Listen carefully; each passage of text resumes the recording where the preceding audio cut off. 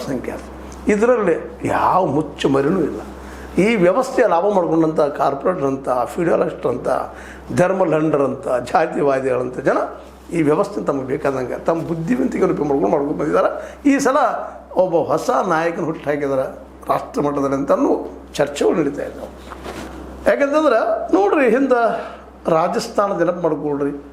ಆ ಸಂದರ್ಭದಲ್ಲೇ ಅಶೋಕ್ ಗೆಹ್ಲೋಟ್ ತಮ್ಮ ಮುಖ್ಯಮಂತ್ರಿ ಸ್ಥಾನ ಕೊನೆಗೂ ಬಿಡಲಿಲ್ಲ. ಹಠಮಾರಿತನ. ಸಚಿನ್ ಪೈಲಟ್ ಸಾಕಷ್ಟು ಕೇಳಿದರು, ರಿಕ್ವೆಸ್ಟ್ ಮಾಡಿದರು, ರಾಹುಲ್ ಗಾಂಧಿ ಹೇಳಿದರು, ಕೇಳಲಿಲ್ಲ. ಕೊನೆಗೇನಾಯಿತು? ರಾಜಸ್ಥಾನ ಕಳ್ಕೊಂಡ್ರು.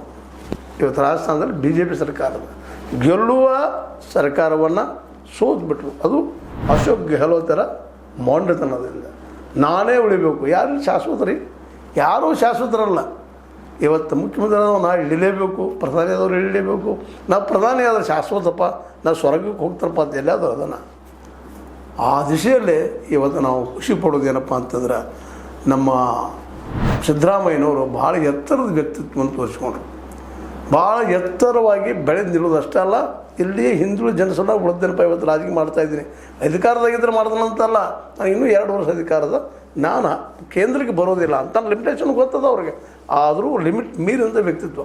ಅದಕ್ಕೆ ಇವತ್ತು ಕಾಂಗ್ರೆಸ್ ನೀವು ರಾಷ್ಟ್ರ ಮಟ್ಟದಲ್ಲಿ ಬರಬೇಕು ಅನ್ನೋಂಥ ಒತ್ತಾಯವನ್ನು ಹಾಕ್ತದ. ಕಾರಣ ಇವತ್ತು ಕಾಂಗ್ರೆಸ್ಸಿಗೆ ನಾಯಕರ ಕೊರತೆ ನಿಶ್ಚಿತವಾಗಿಯೂ ಅದು.